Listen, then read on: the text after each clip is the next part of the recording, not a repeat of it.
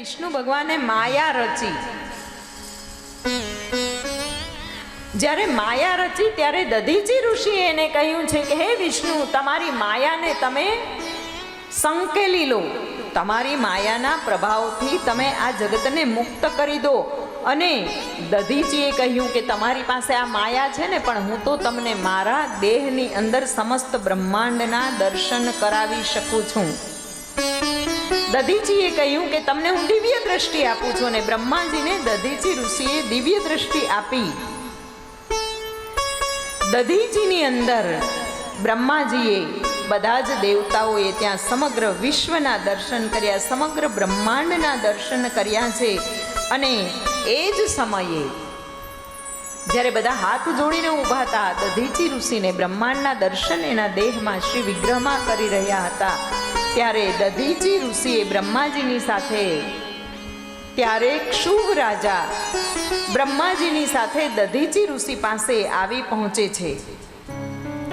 ક્ષુભ રાજાએ આ જોઈ દધીચી ઋષિના દિવ્ય દેહમાં બ્રહ્માંડના દર્શન કરી અને એક ક્ષુભ રાજા પણ ભાવ વિભોર થઈ જાય છે. બે હાથ જોડી એમણે પણ માફી માંગી છે કે મને માફ કરો.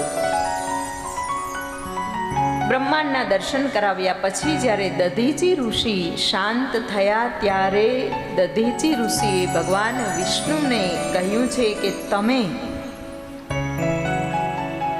કોઈ સમજ્યા વગર તમે રાજાનો પક્ષ લીધો. તમે જાણતા હતા કે શિવના વરદાનથી હું રક્ષાયેલો છું, છતાંય ઇન્દ્ર સહિત બધા જ દેવતાઓ, મુનીશ્વરો અને ભગવાન વિષ્ણુ એ બધાને દધીચી ઋષિએ તીખા વચનો કહ્યા છે. અને એ વચનોમાં કહ્યું છે કે તમે બધા પોતપોતાના ગણો સાથે રુદ્રના કોપરૂપી અગ્નિમાં એકવાર નાશ પામશો.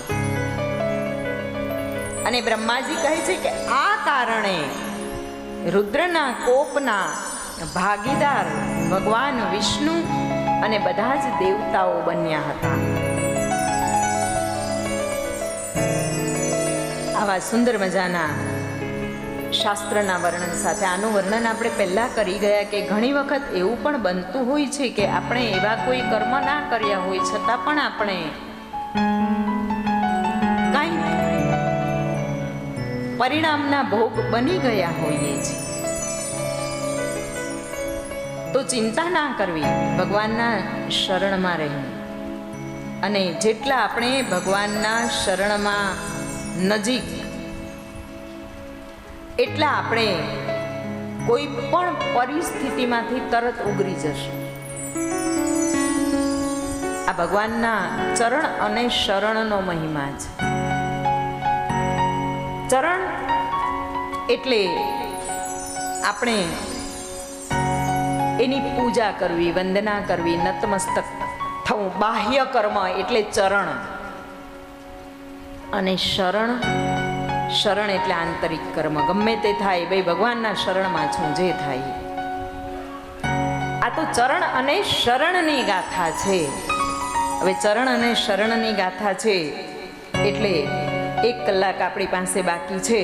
હજી આપણે મહાદેવીનું પ્રાગટ્ય પણ જોવાનું છે, ભૈરવનું પ્રાગટ્ય, સાથે સાથે હજી જ્યોતિર્લિંગની પણ આપણે કથાઓ શ્રવણ કરવાની છે. પહેલા ચંદ્રમૌલી ચંદ્રશેખર હે ત્રિપુરારી, કરો ને કૃપા હવે કલ્યાણકારી. ચંદ્રમૌલી ચંદ્રશેખર હે ત્રિપુરારી, કરો ને કૃપા હવે કલ્યાણકારી. ચંદ્રમૌલ ચંદ્રશેખર હે ત્રિપુરારી, કરો ને કૃપા હવે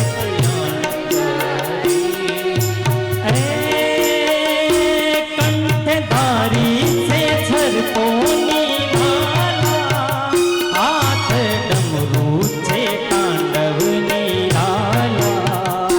કંઠધારી છે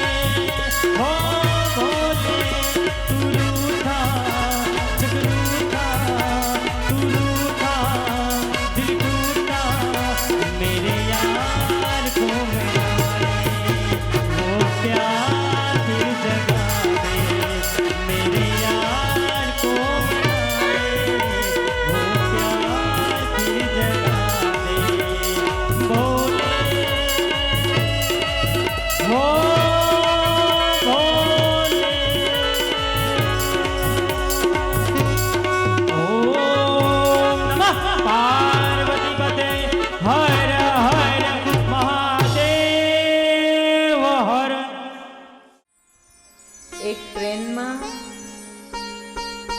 બે બહેનો જતા હતા. સામસામી સીટ પર બેસેલા અને અમદાવાદથી ઋષિકેશ સુધી આવ્યા. પણ બંને એકબીજા સાથે વાત ના કરી, બોલ્યા જ નહીં.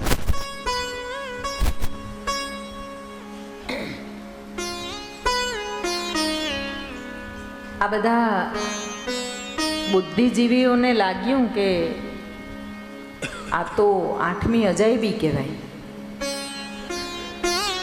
બે બહેનો, અજાણ્યા બહેનો, ટ્રેનના એક જ કમ્પાર્ટમેન્ટમાં સામ સામે આટલી 24 ને 25 કલાકની યાત્રા થઈને બોલે નહીં. કેવી 8મી અજાયબી. પછી જેવા સ્ટેશનમાં ઉતર્યા ને એટલે એ બંને ઉપર રિસર્ચ કર્યું કે આમાં વાત શું હતી. તો ખબર પડી કે બેય મૂંગા હતા.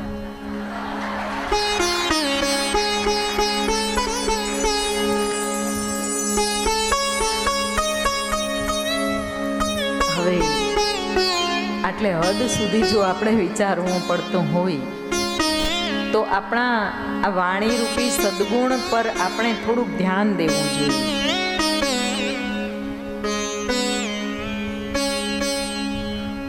એક વખત ભગવાન વિષ્ણુના નર અને નારાયણ નામના બે અવતારો બદ્રિકાશ્રમમાં તપ કરતા હતા. ગયા છો ને 4 ધામ, જોયું હશે. નર અને નારાયણનું તપ સ્થાન પણ ત્યાં છે. અને આ બંને નર અને નારાયણે પાર્થિવ શિવલિંગની પૂજા કરી અને ભગવાન શિવને વિનવી રહ્યા હતા. એટલે નર અને નારાયણનું તપ એટલું બધું ઉત્કૃષ્ટ હતું કે જ્યારે જ્યારે નર નારાયણ પાર્થિવ શિવલિંગો બનાવી અને એમાં ભગવાનનું આવાહન કરે, ભગવાન સદાશિવને આમંત્રણ આપે અને ત્યારે ભગવાન શિવ સાક્ષાત પધારે. કે છે ને કે કોણ કે છે કે ભગવાન આવતા નથી, મીરાની જેમ બોલાવીને તો જુઓ. તો આ નર અને નારાયણે એક ઉત્કૃષ્ટ વિધિથી ભગવાનને આવાહન કર્યું અને ભગવાન ત્યાં આવતા હતા.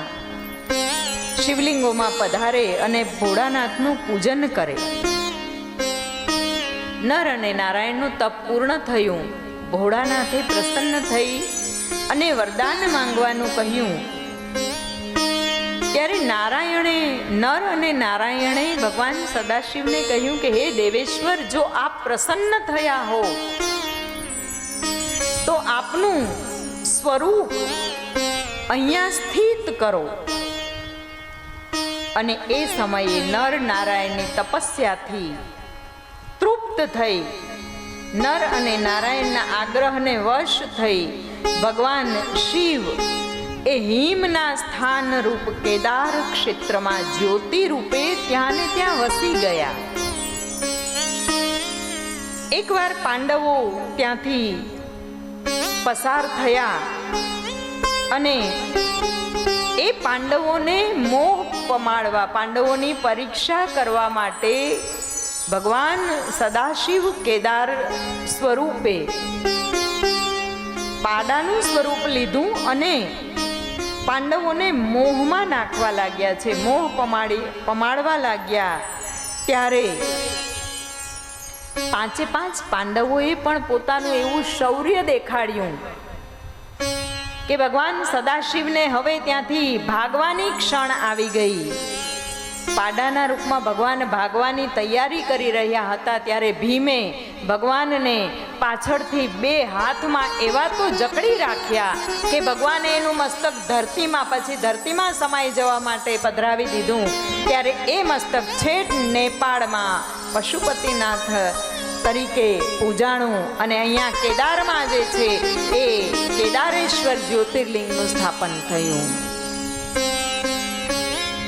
આજે પણ કેદારેશ્વરના દર્શન જે કોઈ કરે છે એ શાસ્ત્રમાં ખૂબ સુંદર વચન છે કે ભરત ખંડનો સ્વામી બને.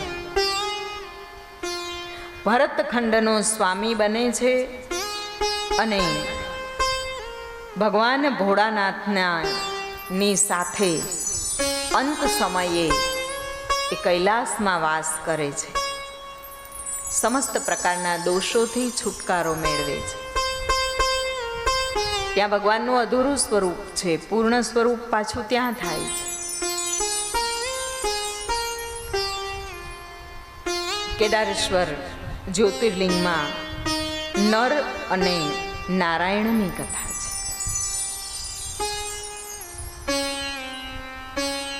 એક સમયે જ્યારે દક્ષને 60 કન્યાઓ હતી,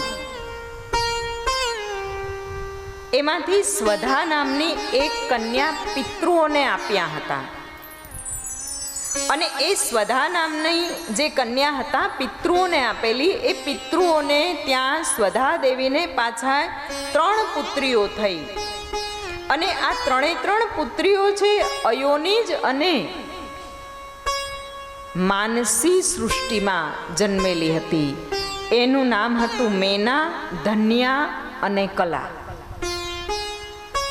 અત્યંત ગુણવાન હતી આ 3 પુત્રીઓ. માનસી સૃષ્ટિથી જન્મી હતી. 3 લોકના માતા સ્વરૂપા શ્રેષ્ઠ યોગિનીઓ જેવું એનું તપ હતું, એમનું જ્ઞાન હતું. સમસ્ત લોકોના એ માતા ગણાય એવું સુંદર શ્રેષ્ઠ જ્ઞાન હતું, તપ હતું. શ્રેષ્ઠ યોગિનીઓ હતા. દૈવ યોગે એકવાર એમને ત્યાં સનત કુમારો પધાર્યા. અને સનત કુમારો પધાર્યા ત્યારે આ 3 પુત્રીઓ, પિતૃની 3 પુત્રીઓ જાણે કે મૂઢ હોય, અજ્ઞાની હોય, એમને કાંઈ ખબર ના પડતી હોય એમ 3 એક જ સ્થાને બેસી રહ્યા. સનત કુમારોનો આદર ના કર્યો, સત્કાર ના કર્યો, વિવેક ના બતાવ્યો. જો સમય ઉચિત વિવેક દરેક જગ્યાએ જરૂરી છે. જ્યાં જે શોભતું હોય ને એ જ શોભે. આપણે બહુ સરસ મેચિંગ કરીએ કે બ્લેક કલરની ટી શર્ટ છે તો એમાં કાં તો વ્હાઈટ પેન્ટ જાય ને કાં તો બ્લેક જ જાય. એમાં લીલું ના પહેરાય, પીળું ના પહેરાય. આ કલરની સાડી છે તો એને બોર્ડરનું મેચિંગ લેવાય ને કાં તો પછી ઓલ ઓવર જે કલર વધારે દેખાતો હોય, ફાસ્ટ કલર હોય એ જ લેવાય. એ સમય ગયો કે બધામાં કાળા કલરનું ને સફેદ કલરનું પહેરીને ચલાવતા હતા. એ સમય ગયો. હવે આપણે એટલા બધા જાગૃત થયા, એટલા એડવાન્સ મોડર્ન થઈ ગયા કે કેટલું બધું મેચિંગ કરીએ છીએ. ક્યાં શું શોભે. દાળમાં મેથીનો વઘાર કર્યો હોય, તેજલબેન તો કેવો સરસ લાગે. ક્યાં ગયા તેજલબેન? આર્યા.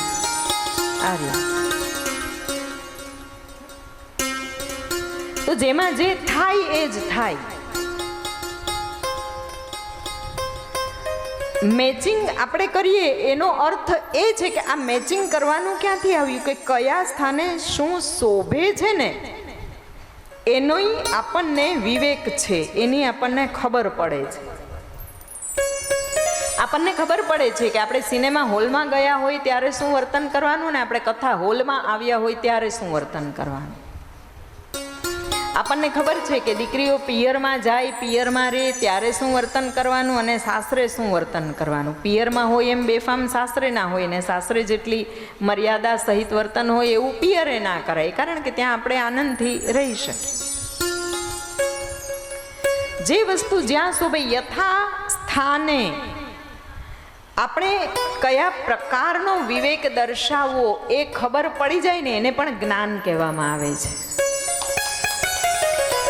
ઘણી વખત જ્ઞાન એટલે બીજું કંઈ મોટું હોતું નથી. અહીંયા આપણને કહે કે આપ શાંત થઈ જાઓ એટલે પછી શાંત થઈ જ જવાનું. આ પણ એક જ્ઞાન છે. આ 3 કન્યાઓએ મેના, ધન્યા અને કલા એ અત્યંત ગુણવાન હોવા છતાં, અત્યંત જ્ઞાની હોવા છતાં યોગિની સ્વરૂપા લોક માતા તરીકે પૂજી શકાય એટલા જ્ઞાની હોવા છતાં પણ એક સમયે સનત કુમારો જ્યારે પધાર્યા ત્યારે વિવેક મૂઢ બની અને ઊભા રહ્યા. સનત કુમારોએ તરત જ એની નોંધ લીધી. દરેક ઋષિમુનિઓ, તપસ્વીઓ, સંતો, દેવતાઓ બધાને હક છે કે આપણા દ્વારા કોઈ અવિવેક થાય તો આપણને તરત ટોકે.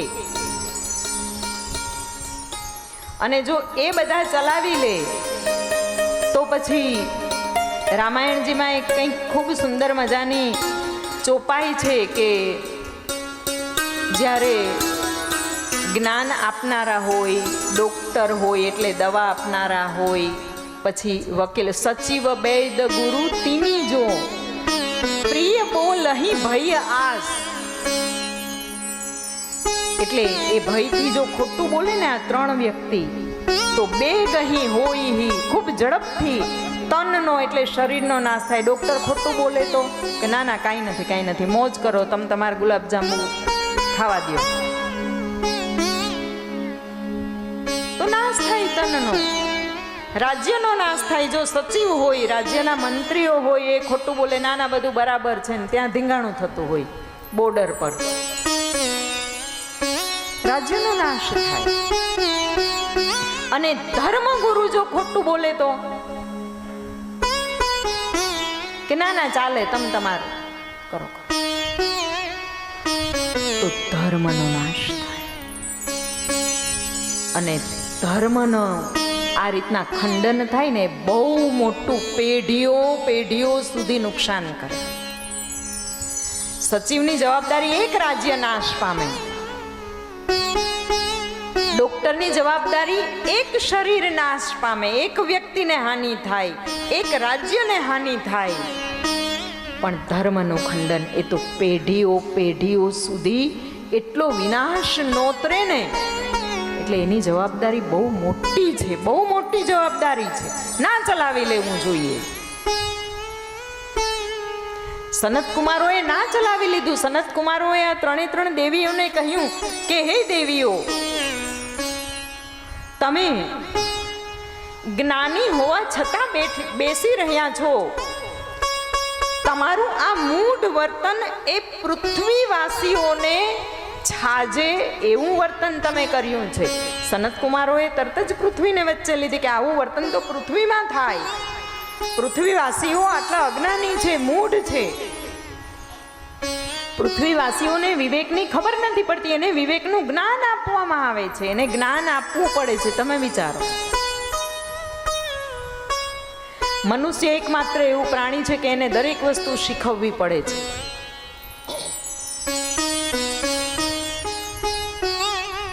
એક નાનકડી બિલાડી હોય ને, એનું બચ્ચું એ છે ને 7મા દિવસે આંખો ખોલીને ચાલતું થાય ને તો 10મા દિવસે એને ખબર પડી જાય કે ઉંદરડો જતો હોય ને તો એની પાછળ દોડીને આપણે આપણી વ્યવસ્થા કરી લેવાની. અને ગલીમાં નીકળીએ ને કૂતરું સામે મળે ને તો દાયે બાયે થઈ જવાનું. એટલી તો એને ખબર પડે છે. આ વિવેક એને પણ છે, શીખવાડ્યા વગર. જ્યારે આપણે તો 60 વર્ષ 80 વર્ષ ને કદાચ તો છેલ્લે સુધી આપણે શીખીએ તો પણ આપણે મનુષ્યને છાજે એવું વર્તન નથી કરી શકતા.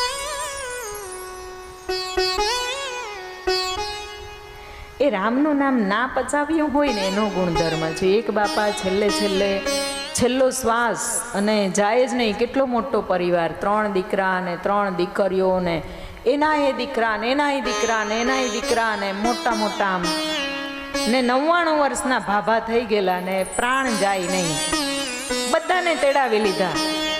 કલકત્તા દીકરોને વહુ હતો, એને પરિવાર સહિત તેડાવી લીધો. કેનેડા હતો એક, તો એને તેડાવી લીધો. અત્યારે તો કેનેડા કે ક્યાંક હોવું જ જોઈએ એકાદું, એટલે ત્યાંથી આવી ગયું પાછું. આમ બધો પરિવાર ભેગો થયો અને બધાએ એમાં પાછા એની બહેનો હોય ને, ફૈબાઓ હોય ને, બધાએ તો 11 આપી દીધી. પછી ઓલા ખબર છે આજકાલ ઓલા શંકરના મંદિરે લાડુ મૂકવા જાય, કષ્ટીનો લાડુ મૂકી આવે, એ મુકાઈ ગયા. પણ બાપા મચક આપે નહીં. આમ પ્રાણ જવું જવું થાય ને બધા આમ સ્તબ્ધ થઈ જાય. આમ રસોડે રસોઈ કરતા હોય ને તો હવે રોટલી ના કરતા, ઉભા રહ્યો. હવે આટલા બધા હોય એટલે કરવું પડે ને ભાઈ. એમાં પ્રેક્ટિકલ થોડીક એમ હું થાઉં છું, કરવું પડે બધાએ થોડું. કૌશિકભાઈ ભૂખું તો ના રહેવાય એટલે કરતા હતા. ને પછી કોઈકે વિચાર્યું કે ભાઈ આણે છે ને જિંદગીભર રામનું નામ નથી લીધું અને રામનું નામ લેવડાવો તો આ કદાચ જાય. બધા પ્રયત્નો થઈ ગયા, બધા નિષ્ફળ. કે હવે આને છેલ્લો પ્રયત્ન છે કે રામનું નામ લેવડાવો, એના મોઢે બોલાવો. કેમ બોલાવું? બધા કે બાપા બોલો રામ, તો બાપા આમ મોઢું ફેરવી જાય, મોઢું ફૂલાવી જાય ને આમ એકદમ ગરમ થઈ જાય. હા, મરણ પથારીએ દેવતાઓ આવે એની સહાય કરવા, બધા આમ ક્રોધિત થાય એટલે ના બોલે. પછી કોઈક ડાયા છોકરાઓએ વિચાર્યું કે ભાઈ આને હવે રામસાગર રામ મંદિરેથી લઈ આવો. એ જોઈને કદાચ બોલે. લઈ આવ્યા અને રામસાગર રાખ્યો સામે. બાપા બોલો આને શું કહેવાય? બાપા મોઢું ફૂલાવી ગયા, ના બોલ્યા. 2-4 વાર પૂછ્યું ને પછી માજી પાસે બેઠા હતા માથા ઉપર. માજી આમ કરીને કીધું બોલો ને હવે, છોકરાઓ કે છે તો કેમ નથી બોલતા? એટલે વળી માજીનું માન રાખ્યું ને બોલ્યા કે તંબુરો.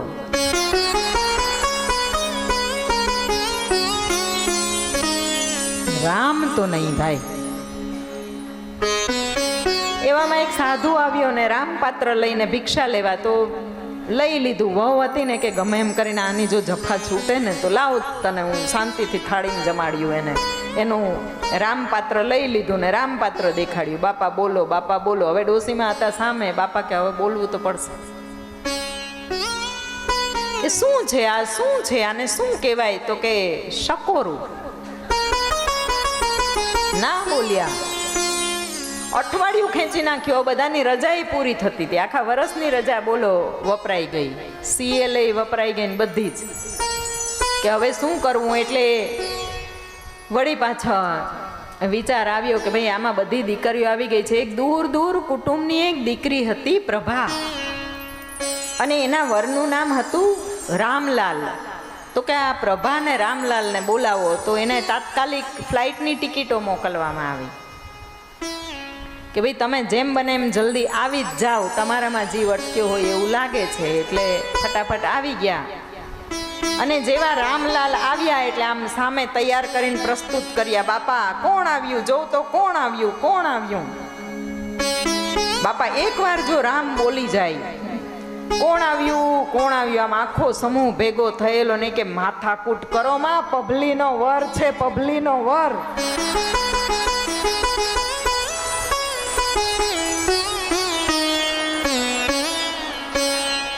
વિવેક, વિવેક. ના બોલવું તો ના જ બોલવું. આ ત્રણે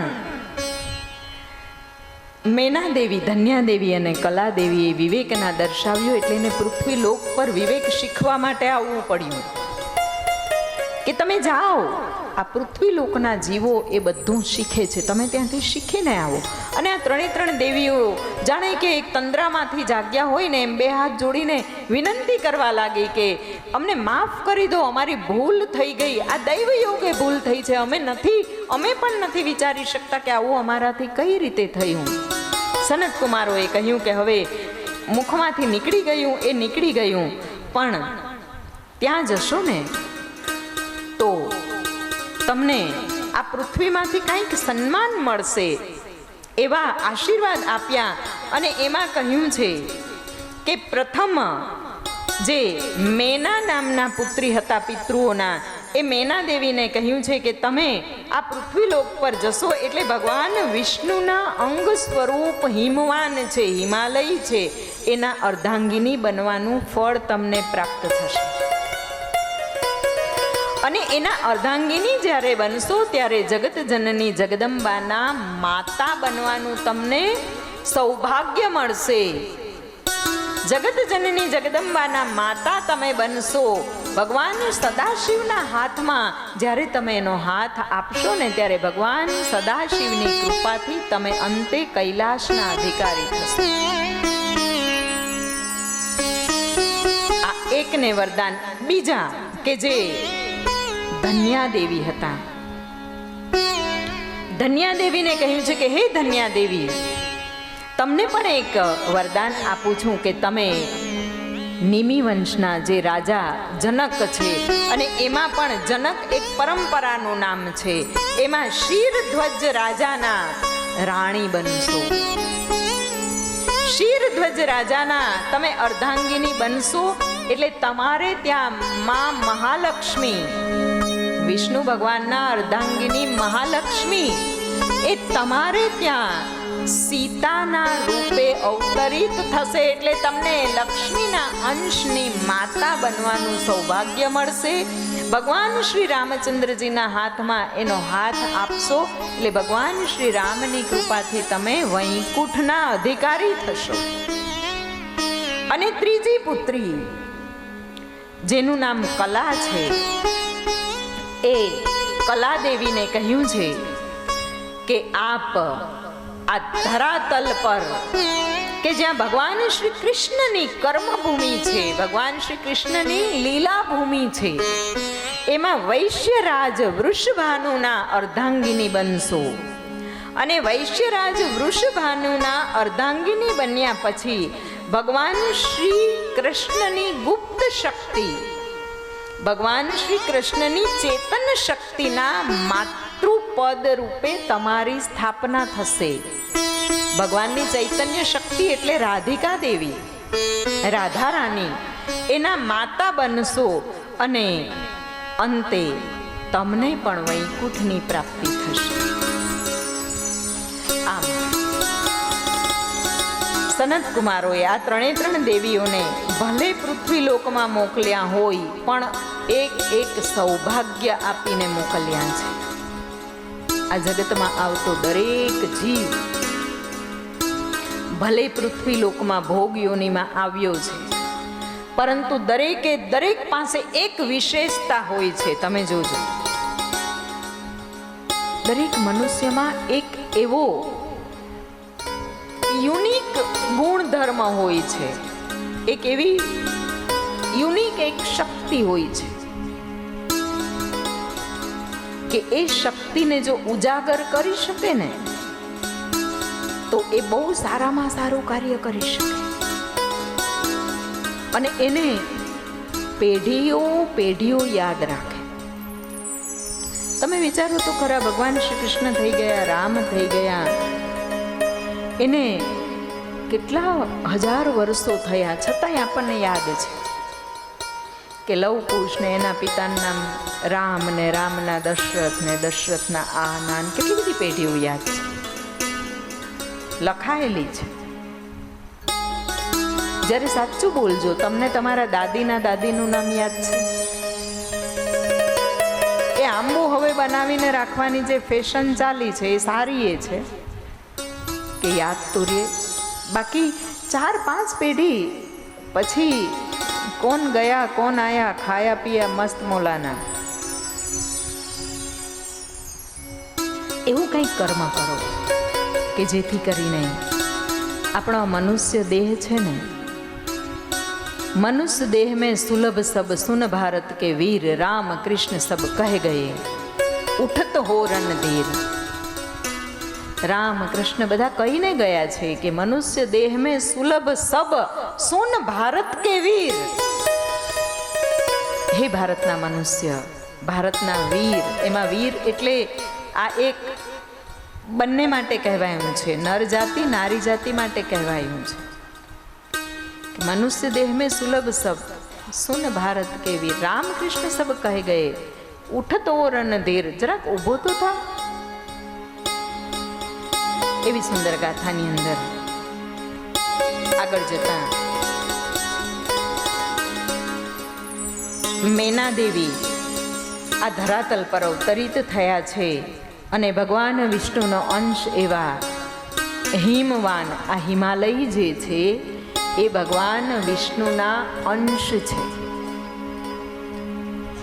એટલે હિમાલયનું પણ સન્માન હોય.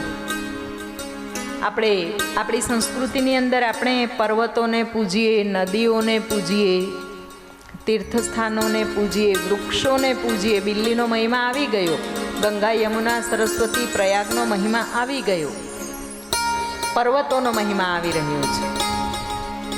આપણે જલને પૂજીએ, સ્થળને પૂજીએ, સૂર્યનારાયણને પૂજીએ. આપણે કોને નથી પૂજતા? આપણી સંસ્કૃતિ છે ને ચંદન અને વંદનની છે.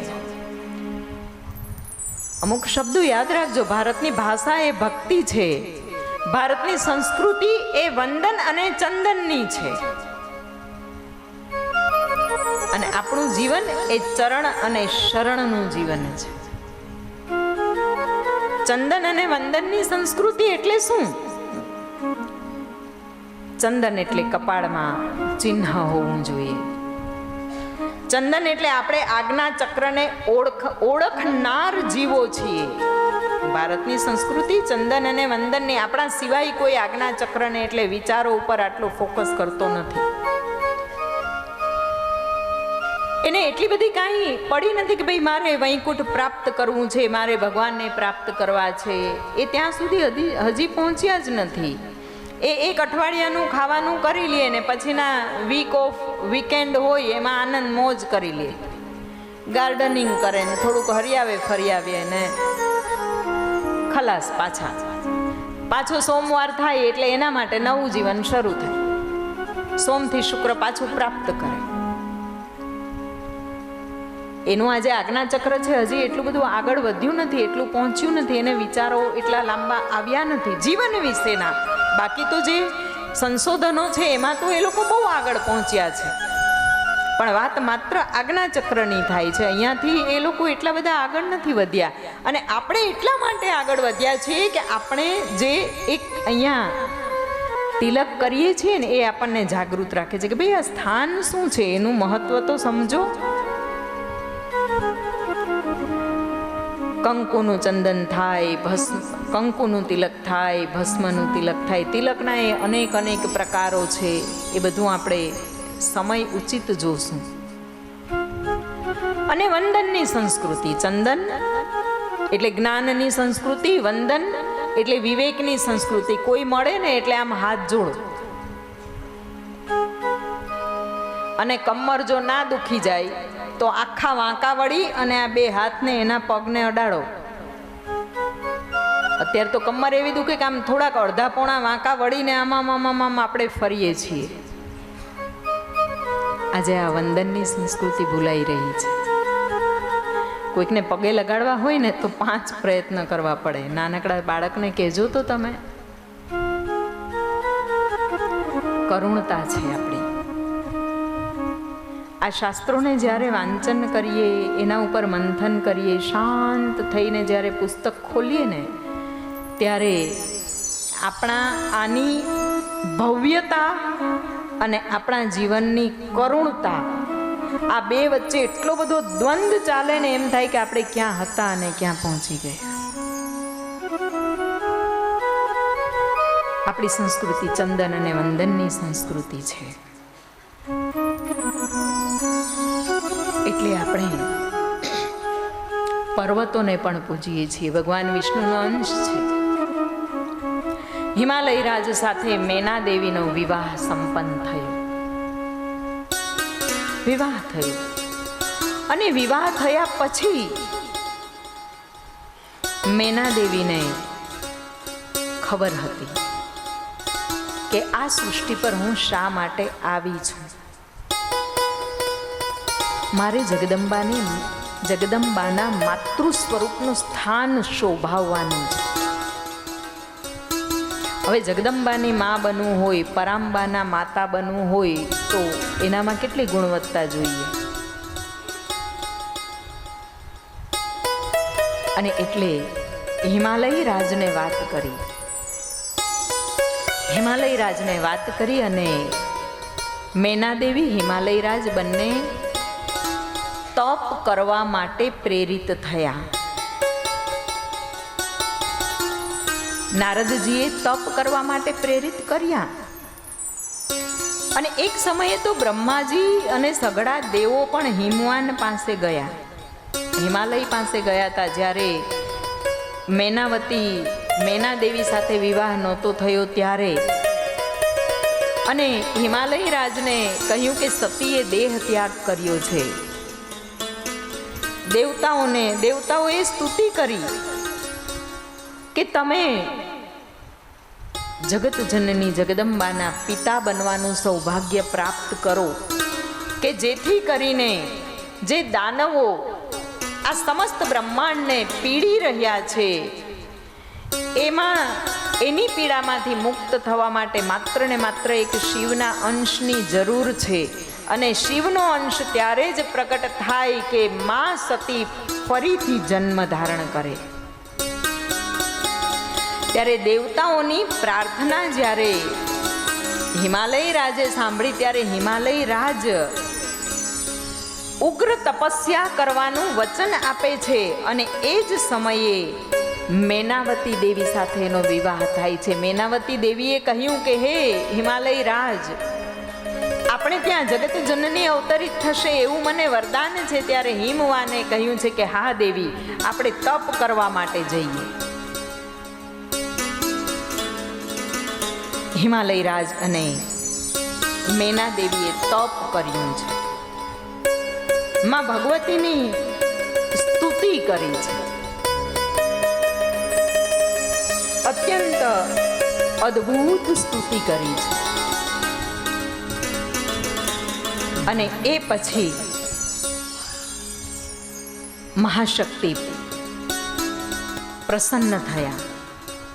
એકવાર વચન આપી દે ને પછી એ જો તપ ના કરવામાં આવે ને તો એ આપેલા વચન માટે બદ્ધ નથી આ દૈવીય શક્તિઓ. ભગવાન રામચંદ્રજીને જ્યારે વન આપ્યું કૈકેયી મહારાણીએ ત્યારે આખું અયોધ્યા સાથે થયું. બાળકો અને વૃદ્ધો અયોધ્યામાં હતા અને બાકી અયોધ્યાના દરેક જન ભગવાનની સાથે ગયા. ભગવાને ના પાડી. જુઓ, લક્ષ્મણજીને આનાકાની કરતા હતા, જાનકીજીને નહોતા લઈ જતા, પછી છેલ્લે લઈ ગયા. પણ અયોધ્યાના એક પણ વ્યક્તિને ભગવાને એમ ના કહ્યું કે માફ કરો, તમે અહીંયા બેસો, હું હમણાં આવું છું 14 વર્ષમાં, એવું ના કહ્યું. આવવા દીધા, સાથે લઈ ગયા. એટલે સમગ્ર અયોધ્યામાં આનંદ છલકાઈ ગયો કે હાય, હવે તો અમારે ભગવાનની સાથે 14 વર્ષ એનું સાનિધ્ય મળશે અમને, ને અમે પણ એની સાથે ઋષિમુનિઓના દર્શન કરશું, આનંદ કરશું, તપ કરશું, સાંજે હોલમાં ભેગા થઈને ભજન કરશું. પણ જેવા તમસાના તટ પર પહોંચ્યા, સાંજ થઈ ગઈ હતી અને સાયંકાળે ભગવાને વિરામ લીધો. હવે અયોધ્યાથી તમસા સુધી ચાલીને આવેલા બધા જ અયોધ્યાવાસીઓ નિંદ્રાધીન થઈ ગયા.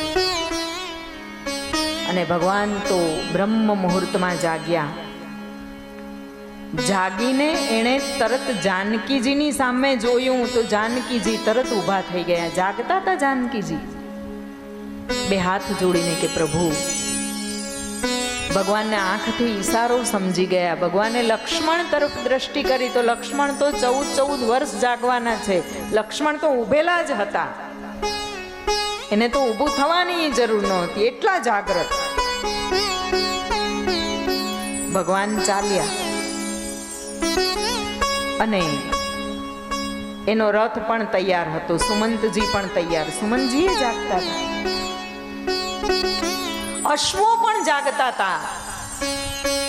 જેટલા જાગતા હતા ને એટલાને ભગવાને સાથે લઈ લીધા ને રથ પર બિરાજમાન થયા. અને સુમંતને આજ્ઞા આપી છે કે આ રથના જે ચીલા છે ને, એટલે એના નિશાન છે ને, એ ના રહે ને એવી રીતે રથ ચલાવો. કેમ તો કે એકવાર ભગવાનના ભરોસે ભગવાનની પાછળ થઈ ગયા ને ભગવાન આપણને લઈ ગયા આનાકાની વગર, અને પછી જો અડધે રસ્તે સૂઈ જાય ને તો ભગવાનની જવાબદારી નથી કે જગાડીને એ કેમ સૂતો, ચાલ ચાલ ચાલ. ભગવાન એવું ના કહે. જાગૃત રહેવું પડે, સતત જાગૃતિ. સાધના કરતી વખતે, ભગવાનની ભક્તિ કરતી વખતે એકવાર જો ચૂક્યા ને તો તમારી 100 વર્ષની ભક્તિ ભલે હોય, તમારી 7 જન્મની ભક્તિ ભલે હોય, પણ એકવાર ચૂક્યા તો બધું પૂરું, નવેસરથી શરૂ. અને એટલે કહેવાય છે કે આ ધર્મ છે ને એ ખાંડાની ધાર છે. આમાં બીજું કાંઈ નથી, બહુ સરળ છે, પણ છતાંય ખાંડાની ધાર કહેવામાં આવી છે.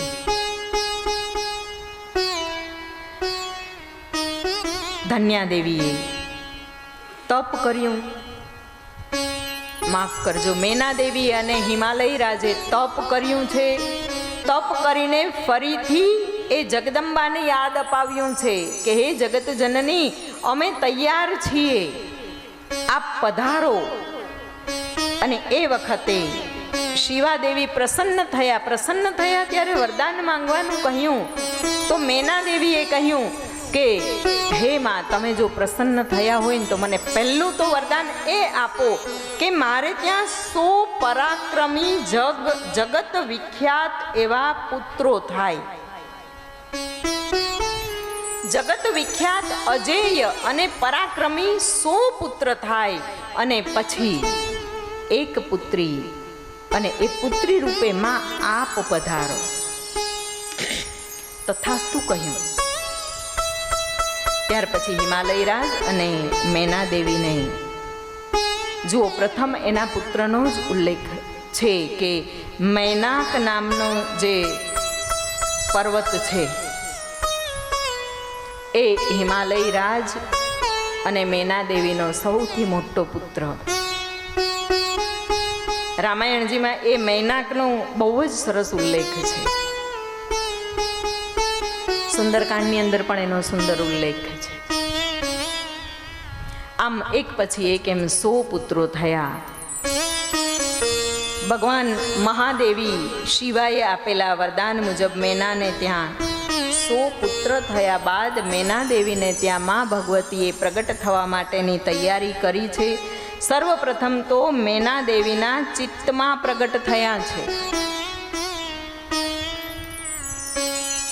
કોઈ પણ પ્રાગટ્ય સર્વપ્રથમ જુઓ, વૈચારિક પ્રાગટ્ય તો થઈ ગયું. કોઈ પણ કાર્ય છે ને આ જગતમાં જ્યારે સાકાર રૂપે જોવા મળે છે તો પહેલા એ નિરાકાર હોય છે, વિચાર રૂપે નિરાકાર હોય છે, અને પછી આપણે એને સાકાર કરીએ છીએ. નિરાકારમાં જેટલી આપણી દઢ પ્રીતિ એટલું સાકાર એ ઝડપથી અને સરસ થઈ શકે. વિચારો જેટલા સુંદર અને દઢ હોય એટલું કાર્ય સારું પૂર્ણ થાય. અને અહીંયા પણ મેનાદેવીના ચિત્તમાં સર્વપ્રથમ ભગવતી પ્રગટ થયા છે, અને પછી જગદંબા મેનાદેવીના ગર્ભમાં સ્થપાયા છે. મેનાદેવીના ગર્ભમાં માં જગત જનની જગદંબા સ્થપાયા એટલે મેનાદેવીની શોભામાં વધારો થયો. પિતા હિમવાનને ત્યાં જગત જનની જગદંબા શક્તિ પધારવાના છે એટલે હિમાલયની શોભામાં વધારો થયો, સંપત્તિમાં વધારો થયો. અને હિમાલય રાજની સંપત્તિ એટલી બધી વધી. આજે આ હિમાલય પાસે શું નથી? ઐશ્વર્ય, સંપત્તિ, મણી, માણેક, વૃક્ષો, આ બધાને તો તમે રહેવા દો. જલ તત્વ કેટલું બધું છે એમની પાસે, ઓક્સિજન પણ એમની પાસે બહુ છે. પણ એ બધાથી વિશેષ કે એમની પાસે ભક્તિ એ કેટલી છે. હિમાલયનું નામ આવે, એનું કામ ચિત્ર જો, તમે કોઈ પોસ્ટર પણ હિમાલયનું એવું સુંદર હોય ને જોશો ને તો 1 મિનિટ સ્થિર થઈ જશો. આ હિમાલયનું ઐશ્વર્ય છે. આ જગદંબા પધાર્યા એટલે હિમાલય રાજને આટલું સુંદર ઐશ્વર્ય પ્રાપ્ત થયું. હિમાલય રાજની શોભા વધી જવા લાગી. નીત નવા મંગલો થવા લાગ્યા, શુકનો થવા લાગ્યા. દેવતાઓની અવર જવર હિમાલય રાજને ત્યાં વધી ગઈ. પહેલા એટલા દેવતાઓ આવતા નહોતા, એટલા ઋષિમુનિઓ આવતા નહોતા. આ તો ઋષિમુનિઓ વારે વારે આવવા લાગ્યા છે. હિમાલય રાજ પર ખાણા થપ્પા નાખી દીધા છે. બધાને ખબર પડી કે અહીંયા માં ભવાનીનું પ્રાગટ્ય થવાનું છે. એટલે ઋષિમુનિઓ કે જે માં ભગવતીને યુગો યુગોથી ભજી રહ્યા હતા, એમના તપનું ફળ મેળવવા માટે એમણે પણ હિમાલયમાં નિવાસ કર્યો. આજે પણ હિમાલયમાં અનેક અનેક યોગીઓ વસે છે, અનેક અનેક ઋષિઓ વસે છે. કેટલા બધા આશ્રમો છે હિમાલયની અંદર. દેવતાઓની આવન જાવન વધવા લાગી છે અને હિમાલય રાજ અત્યંત ભાવુક થઈ પોતાના જીવનને ધન્ય સમજવા લાગ્યા છે. અનેક અનેક શુકનો થવા લાગ્યા છે. વસંત ઋતુ આવી અને એ પૂર્ણ થઈ. ગ્રીષ્મ ઋતુનો આરંભ થયો.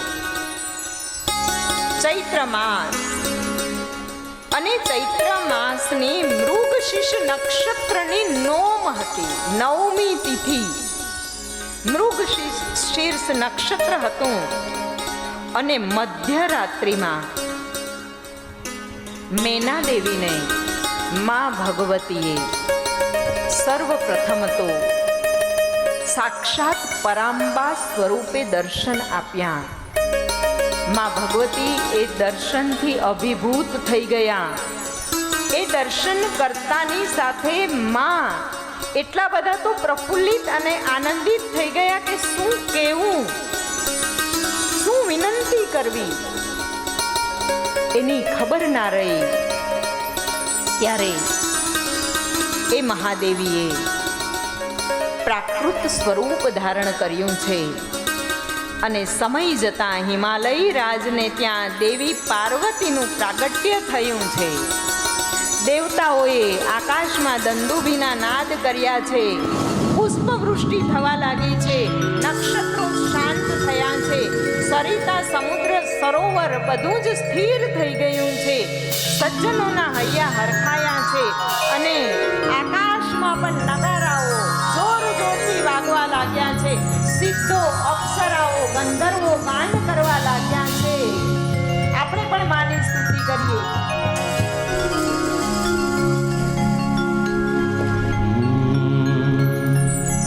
વિશ્વમ ભરી અખિલ વિશ્વતણી જનેતા વિદ્યાધરી વદને માં વસજો વિધાતા દુર્બુદ્ધિને દૂર કરી સદબુદ્ધિ આપો મામ પાહી ઓમ ભગવતી ભવ દુઃખ કાપો પાહી ઓમ ભગવતી ભવ દુઃખ કાપો. તેજોમયી ચંદ્રમંડળમાંથી ગંગા પ્રગટે એ રીતે વસંત ઋતુમાં એટલે કે આ ચૈત્ર માસનામાં 9મી તિથિએ મૃગશીર્ષ નક્ષત્રમાં અર્ધરાત્રિએ મંગલકારી જગદંબાના પ્રાદુર્ભાવને જોઈ અને આખું જગત પુલકિત થઈ ગયું છે. કમળની કાંતિ છે. માના શ્રી વિગ્રહનું વર્ણન છે. એ કમળ જેવી એમની કાંતિ છે. એવા કાંતિમય દિવ્ય દૈદીપ્તમાન પુત્રીને જોઈ મેના દેવી હરખાઈ ગયા છે.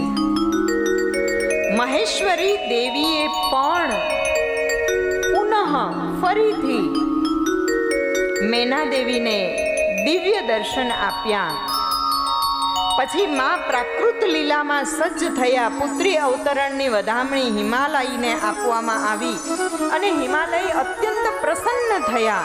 એમને ત્યાં એક મોટા ઉત્સવની તૈયારી થવા લાગી. ગાન થયા અને એ સમયે પર્વતરાજે મોટા મોટા દાન આપ્યા છે. એ સમયે બ્રાહ્મણોએ એમનું નામ પાર્વતી એવું રાખ્યું છે. પર્વત પુત્રી પાર્વતી. પારતી અપભ્રંશ કદાચ હોય પાર્વતીનો તો એ યજ્ઞમાં વિધ્વંસ પામ્યા ત્યારે પા ભાગની પારતી ભાગ જે શેષ રહી ગયા હતા એ પાર્વતી, એમનું એક નામ કાલી પણ થયું છે. અને આમ અનેક અનેક નામ ધારણ કરનારા એ પાર્વતી દેવી આ જગતને પાવન કરવા માટે આ ધરાતલ પર અવતરિત થયા છે. યા દેવી સર્વભૂતેષુ શક્તિરૂપેણ સંસ્થિતા નમસ્તસ્યે નમસ્તસ્યે નમસ્તસ્યે નમો નમઃ.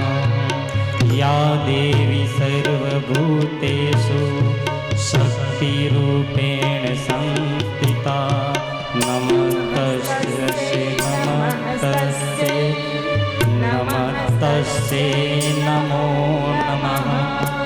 યા દેવી સર્વભૂતેષુ બુદ્ધિરૂપેણ સંસ્થિતા નમસ્તસ્યે નમસ્તસ્યે નમસ્તસ્યે નમો નમઃ.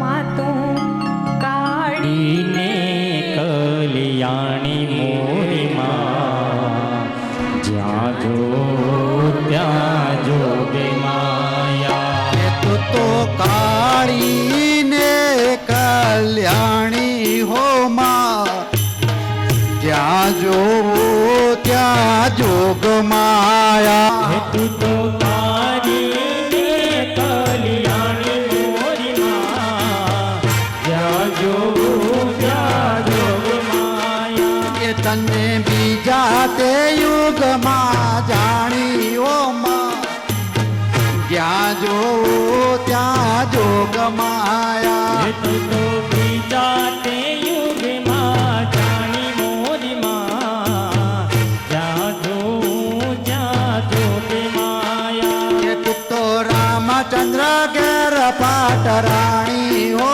માં, જ્યાં જો ત્યાં જોગ માયા. તું તો રામચંદ્ર ઘેર પધરાણી મોરીમાં જ્યાં જો જ્યાં જોગે માયા.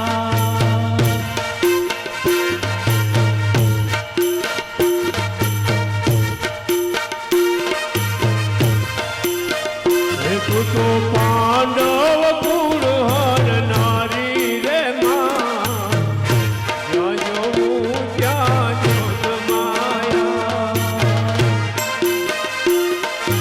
ધન્ય માં તું જોગણી ધન્ય માં ભવાની. ધન્ય માત જોગણી ધન્ય માં ભવાની. હે પૃથ્વી પહેલા તમારો યુગ પહેલા પ્રગટી માં જોગણી.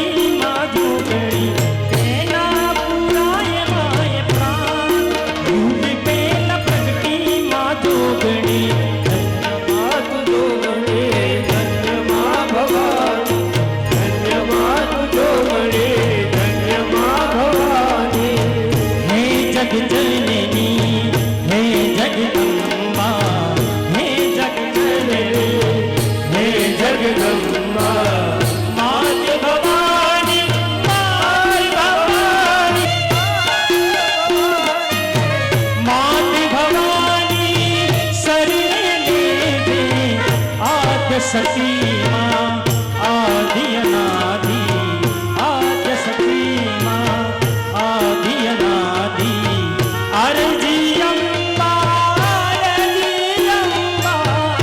अर्जी अम्बा पूरी माधर दे हे जग जननी हे जगदम्बा